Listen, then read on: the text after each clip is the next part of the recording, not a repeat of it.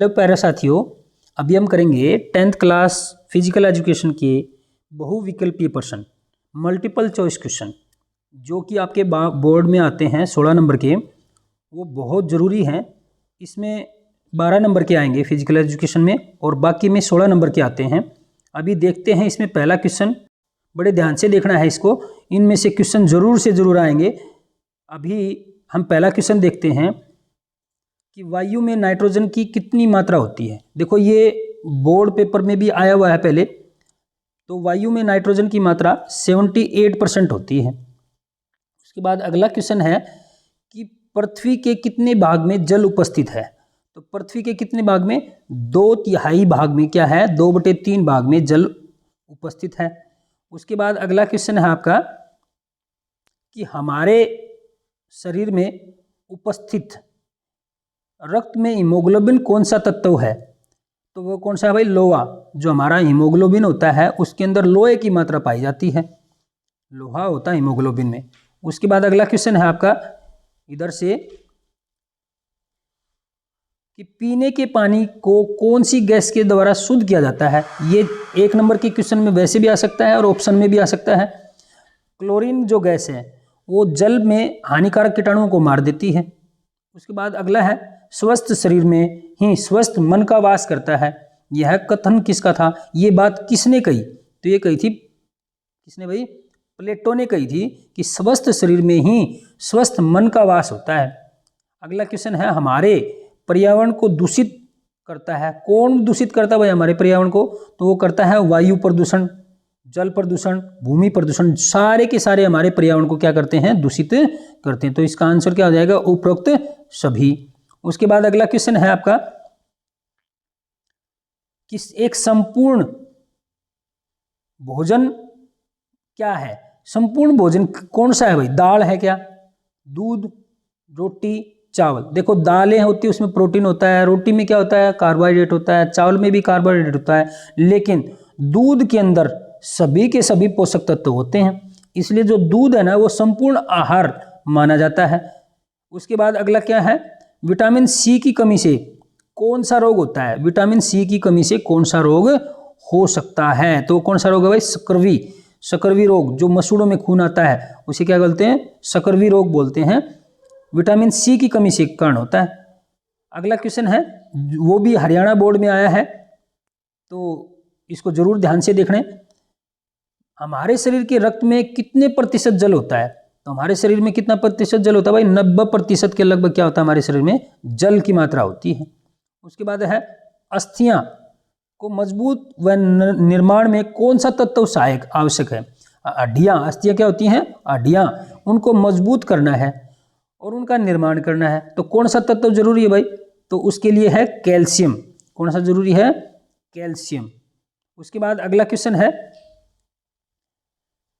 कि प्रोटीन की कमी से कौन सा रोग हो जाता है। प्रोटीन जो ना खाए तो उससे उसको कौन सा रोग हो जाएगा, कवासियोरकर क्या होता है, उसमें बिल्कुल दुबला पतला शरीर हो जाता है। उसके बाद अगला क्वेश्चन क्या है, निम्नलिखित में से कौन सा विटामिन पानी में घुलनशील है। तो देखो भाई पानी में घुलनशील विटामिन कौन सा है, विटामिन बी और सी है। तो इसमें से देख लो कौन सा है, तो यहाँ पर आंसर क्या हो जाएगा, सी। बाकी के जो है ना वो जल में घुलनशील नहीं है, ये क्या है, तेल में या वसा में घुलनशील है। उसके बाद है संतुलित आहार में शामिल होता है। संतुलित आहार में क्या होना चाहिए भाई, प्रोटीन बिल्कुल होना चाहिए, खनिज ये भी होना चाहिए, कार्बोहाइड्रेट्स ये भी होना चाहिए। तो आंसर क्या हो जाएगा, उपरोक्त सभी। तो आपका आंसर ये हो जाएगा। उसके बाद अगला है रिकेट्स रोग किससे संबंधित है। तो वो अस्थियां, हड्डियां कमजोर होती हैं इसमें रिकेट्स रोग में, और ये विटामिन डी की कमी के कारण होता है। ये लिख भी रखा है, रिकेट्स किसकी कमी के कारण होता है, विटामिन डी की कमी के कारण। उसके बाद अगला क्वेश्चन है रतौंधी, जो आंखों में कमी होती है, आंखों में कम दिखाई देना या ना दिखाई देना या शाम को दिखाई ना देना, तो एक रतौंधी बीमारी होती है, वो किसके कारण होता है भाई, विटामिन ए की कमी का कारण होता है। उसके बाद अगला है क्वेश्चन आपका कि प्राचीन ओलंपिक खेल कब बंद किए गए थे। तो वो कब बंद किए गए थे, सन 394 ईस्वी में प्राचीन खेल बंद कर दिए गए थे। उसके बाद है प्रथम प्राचीन ओलंपिक खेल कब आयोजित किए गए थे। प्राचीन ओलंपिक पहले वाले, अभी नए वाले बाद की बात करेंगे। प्राचीन कब किए गए थे, 700 76 ईसा पूर्व में क्या किए गए थे, शुरू किए गए थे। ईसा पूर्व क्या बोलते हैं, जो ईसा इसमें सन जो थी उल्टी चलती थी। उसके बाद क्या है अगला क्वेश्चन कि प्रथम एशियाई खेल कब आयोजित किए गए, तो सन 1951 में प्रथम एशियाई खेल शुरू किए गए थे।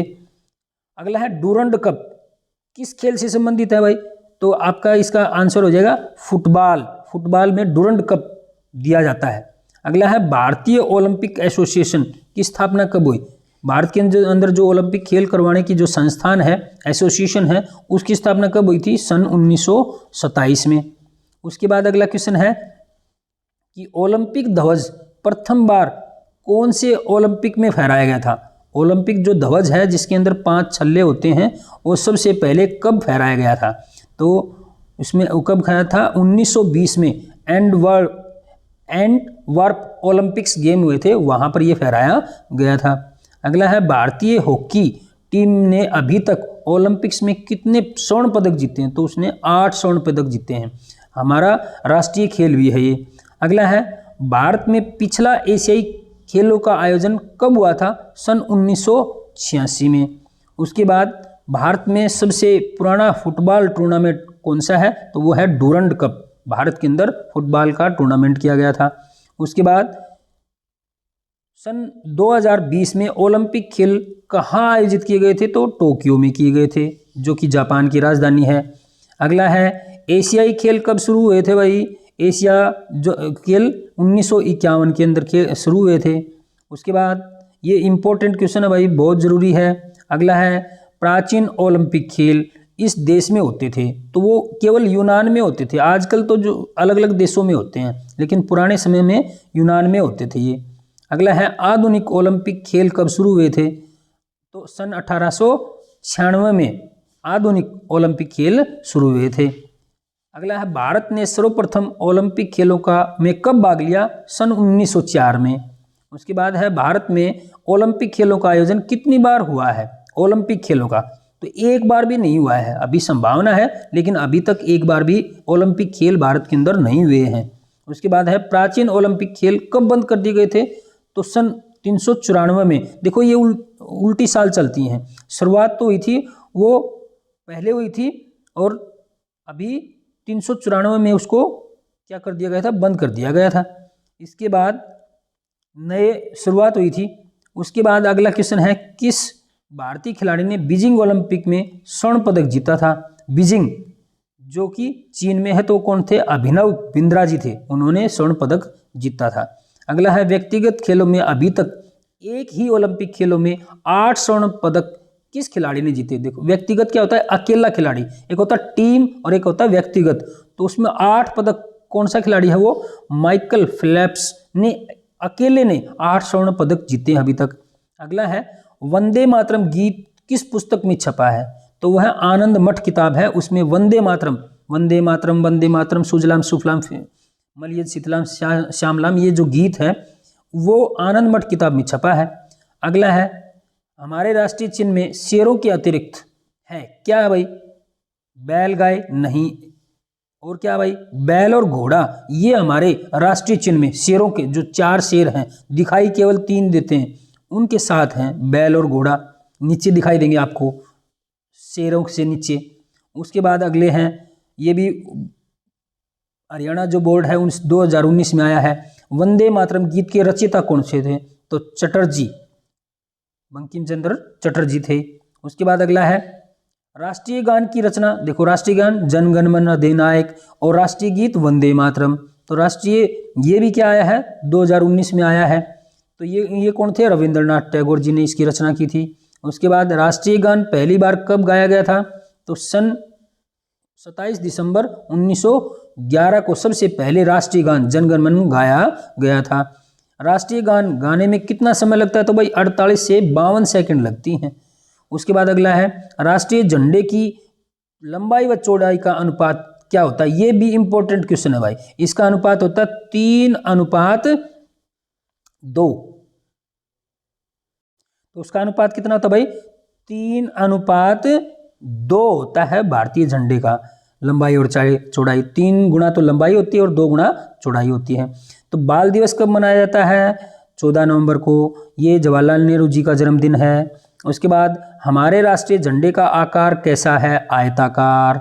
इस तरह से हमारा राष्ट्रीय झंडा है जिसमें 3 पट्टियां हैं।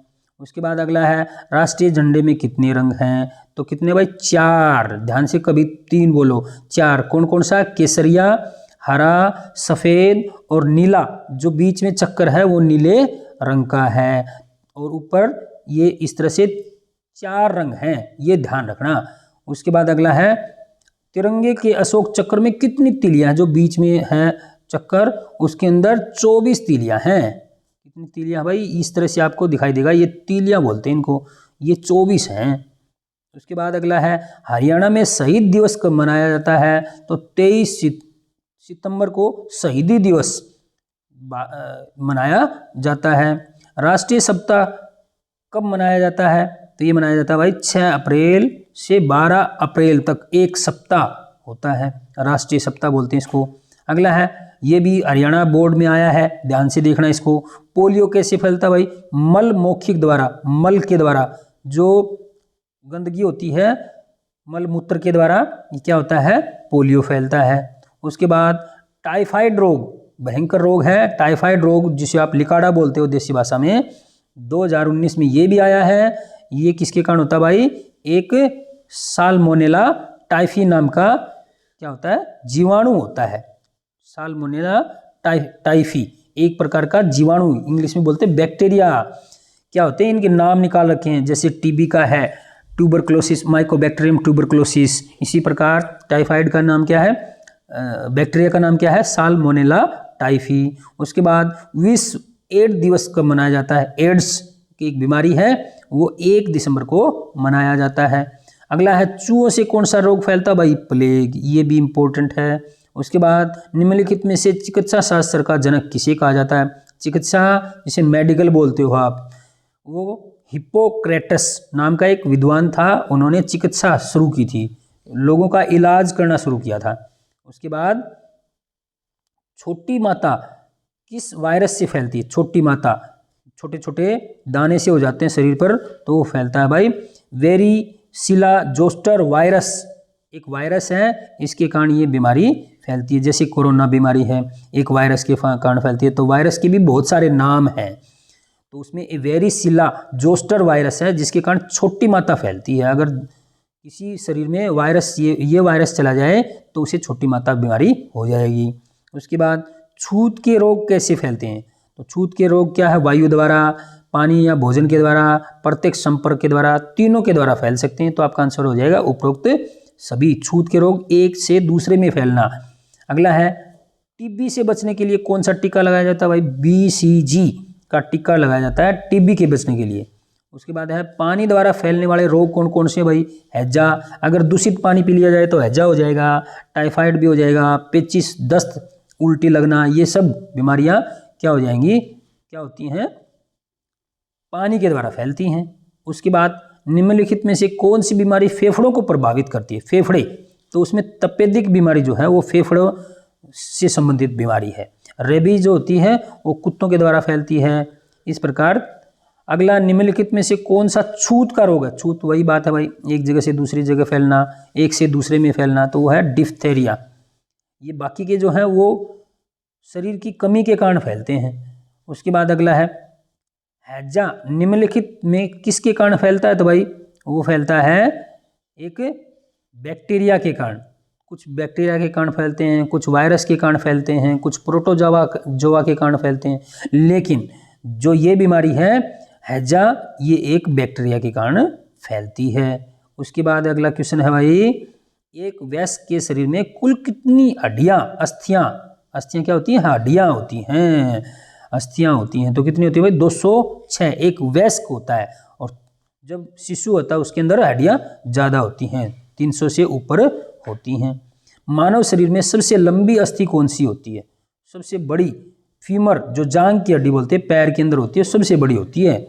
उसके बाद अगला है मानव हृदय का वजन कितना है? भार कितना है? बोझ कितना है? तो वो है भाई 300 ग्राम, लगभग 300 ग्राम, कम ज़्यादा हो सकता है, लगभग 300 ग्राम के आसपास मानव के हृदय का भार होता है। रक्त को जमाने में सहायक होता है कौन होता है भाई, रक्त को कौन जमाता है, बिंबाणु, और गाढ़ा कौन करता है, विटामिन के। उसके बाद अगला है, हमारे शरीर में कितनी पसलियां होती हैं भाई, 24, 12 जोड़े होते हैं, जोड़े में होती हैं ये, और 12 जोड़े का मतलब 12 दूनी 24। उसके बाद अगला है, खोपड़ी या कपाल में कितनी अस्थियां होती हैं, ये 28, खोपड़ी या कपाल पूरा मिला के 28 होती हैं भाई। उसके बाद अगर ऑप्शन आ जाए, और ऑप्शन अगर 22 आए तो 22 भी हो सकते हैं, 28 जैसे भाई 14 तो चेहरे में होती हैं, 8 खोपड़ी में, तो 14 8 22, और 3 कान में होती हैं, एक कान में 3, दूसरे कान में 3, तो कितनी होगी, 28 इस प्रकार से। उसके बाद अगला है, निम्नलिखित में से चपटी अस्थि का उदाहरण कौन सा, चपटी, जो चपटी है वो स्कैपुला है, हड्डी। उसके बाद अगला है, निम्नलिखित में से कौन सा जोड़ घुटनों में होता है, तो कब्जेदार जोड़, कब्जा जैसे दरवाजे में लगाता है, जो दरवाजे एक तरफ तो खुल सकता है, दूसरी तरफ नहीं घूमता, इस प्रकार जो घुटने का जोड़ है उसके अंदर कब्जेदार जोड़ होता है। उसके बाद हमारे शरीर में लाल रक्त कणिकाओं का निर्माण कहाँ होता है, लाल रक्त कणिकाएं, रेड ब्लड सेल जिसको बोलते हैं, RBC, ये कहाँ बनती हैं, जो आपकी हड्डियाँ होती हैं उसके अंदर खोखला भाग होता है ना, वहाँ पर एक मज्जा नाम से मज्जा होता है, स्पॉन्जी टाइप, स्पंज जैसा होता है, वहाँ पर RBC बनती हैं हड्डियों में, हड्डियों की अस्थि मज्जा में। अगला है, पाचक नली की लंबाई लगभग कितनी है, पाचक नली जिसमें भोजन पचता है ऊपर से लेके नीचे तक, इस तरह से वो कितनी होती है भाई, लगभग 9 मीटर, छोटी आंत लगभग 7 मीटर होती है, छोटी आंत, और उसके अंदर बड़ी आंत और इसको मिलाकर क्या होता है, 9 मीटर जो पाचक नली है उसकी लंबाई होती है, ये ध्यान रखना। ये केवल छोटी आंत के लिए है, और ये किसके लिए है, पूरी पाचक नली के लिए है। उसके बाद है, निम्नलिखित में से कौन सा रक्त का घटक नहीं है, रक्त के अंदर क्या क्या होता है भाई, कणिकाएं होती हैं, प्लाज्मा होती हैं, तो इसके अंदर लाल रक्त कणिकाएं ये तो होती हैं भाई, श्वेत रक्त कणिकाएं ये भी होती हैं, छोटी रक्त कणिकाएं ये नहीं होती, प्लाज्मा जो गाढ़ा गाढ़ा तरल पदार्थ होता है उसे हम प्लाज्मा कहते हैं, ये भी होता है, तो ये नहीं होता, तो आपका आंसर हो जाएगा छोटी कोशिकाएं रक्त के अंदर नहीं होती। उसके बाद है अगला, लाल रक्त कणिकाओं का जीवन काल कितने दिन का है, अच्छा ये 120 दिन तक जिंदा रहती है, बाद में मर जाती हैं और नई पैदा हो जाती हैं, तो ध्यान रखना 120 दिन तक ही लाल रक्त कणिकाओं का जीवन काल होता है। उसके बाद, खेल में कौन सी भावना का होना जरूरी है, ये देखो ये भी बोर्ड में एग्जाम में आया है, तो ध्यान से देखो, बोर्ड एग्जाम में ये क्वेश्चन आया है, तो खेल में कौन सी भावना जरूरी है, सबसे जरूरी क्या है खेल की भावना, अनुशासन की भावना होना चाहिए, सबके अंदर अनुशासन होना चाहिए, अनुशासन होता है किसी के आज्ञा का पालन करना। उसके बाद अगला है, किस प्रकार के टूर्नामेंट में खिलाड़ी टीम के हारने के बाद खेलने का अवसर नहीं दिया जाता, तो कौन सा भाई, किस प्रकार का, नॉकआउट टूर्नामेंट, अगर एक बार खेल लिए और हार गए तो दोबारा मौका नहीं मिलेगा। उसके बाद है, निम्नलिखित में से किस टूर्नामेंट में खिलाड़ियों को अपना कौशल दिखाने का पूरा अवसर दिया जाता है, तो कौन सा भाई, लीग टूर्नामेंट में पूरा कौशल मिलेगा, लीग होती हैं, लीग मैच बोलते हैं उसको। अगला है, किस टूर्नामेंट में प्रत्येक टीम सभी टीमों के साथ 2 बार खेलती है, तो वो खेलती है भाई डबल लीग टूर्नामेंट में। उसके बाद अगला, कि भारत का राष्ट्रीय खेल कौन सा है, वेरी इंपॉर्टेंट भाई, बहुत अच्छा क्वेश्चन है, कि हॉकी हमारा राष्ट्रीय खेल है। उसके बाद है, निम्नलिखित में से कौन सी दौड़ छोटी दूरी की दौड़ नहीं है, छोटी की बतानी है भाई, तो देखो अब 200 मीटर, 400 मीटर, 100 मीटर दिखाई दे रहा है भाई, सबसे ज़्यादा कौन सा 800, तो ये कम दूरी की नहीं है, बाकी सारी कम दूरी की हैं। उसके बाद अगला है, स्टीपल चेज रेस की दूरी, चेज मानी होता पीछा करना, चेज रेस की दूरी कितनी होती है, तो वो होती है भाई 3000 मीटर। उसके बाद अगला, गोला फेंक सेक्टर का कोण कितने डिग्री का होता है, जो गोला फेंकते हैं उसके अंदर कोण होता है वो कितने डिग्री का होता है, 34.92 डिग्री। उसके बाद अगला, भारत में उड़न परी के नाम से, ये देखो ये भी क्या आया है, हरियाणा बोर्ड में क्वेश्चन आ चुका है, इंपॉर्टेंट है, तो उड़न परी कौन है भाई, PT उषा, बहुत तेज दौड़ती हैं वो। अगला है, भारत का राष्ट्रीय खेल कौन सा, ये दोबारा आ गया, देखो इंपॉर्टेंट है। उसके बाद अगला है, निम्नलिखित में से कौन सी दौड़ छोटी दूरी की दौड़ नहीं, ये भी दोबारा आ गया है भाई, तो इस प्रकार ये दोबारा है। उसके बाद अगला है, कि महिलाओं ने प्रथम बार कौन से ओलंपिक में भाग लिया था, सबसे पहले महिलाएं ओलंपिक खेल में शुरुआत कब की थी? 1900 में की थी। सन 1900 में ओलंपिक खेलों में महिलाओं ने भागीदारी की थी। उसके बाद अगला है कि कौन से ओलंपिक खेलों में साइना नेहवाल व MC मैरी कॉम ने प्रत्येक ने एक कांस्य पदक जीता था। साइना नेहवाल ने भी और MC मैरी कॉम ने भी कौन से ओलंपिक में जीता था? 2012 का जो ओलंपिक था उसमें जीता था। उसके बाद अगला है शारीरिक शिक्षा का महिलाओं के लिए क्या महत्व है? भाई शारीरिक शिक्षा सबके लिए जरूरी है, चाहे वो महिला हो चाहे कोई व्यक्ति हो। शारीरिक विकास के लिए, मानसिक विकास, खेलोगे कूदोगे तो दिमाग भी तेज होगा, रोगों से भी बचोगे, तो सभी का विकास होगा, महिलाओं के लिए भी होगा। उसके बाद है साक्षी मलिक का संबंध किस खेल से है? साक्षी मलिक कौन सी क्या करते भाई? कुश्ती। उसके बाद अगला है महिलाओं के लिए खेल कूद क्यों महत्वपूर्ण होते हैं? खेल कूद सबके लिए जरूरी है भाई। दबाव व तनाव से मुक्ति के लिए, बिल्कुल। स्वास्थ्य अच्छा रहे इसके लिए भी खेलना जरूरी है। वृद्धि और विकास को बढ़ावा, यानी कि उनका शारीरिक विकास भी बढ़े, मानसिक विकास भी बढ़े, तो सभी के लिए जरूरी है। महिलाओं के लिए खेल कूद जरूरी है।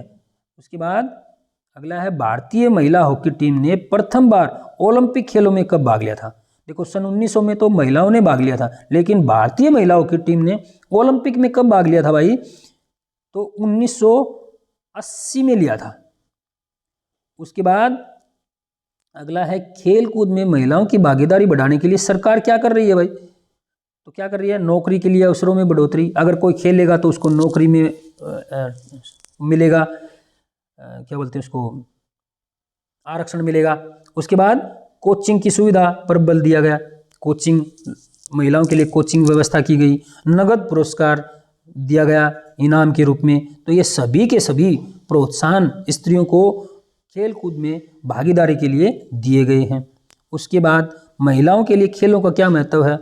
वही बात है भाई, आत्मविश्वास बढ़े, मानसिक व शारीरिक स्वास्थ्य बढ़े, सामाजिक गुण बढ़े, ये सभी के सभी गुणों के कारण महिलाओं का बड़ा महत्व है खेलों में।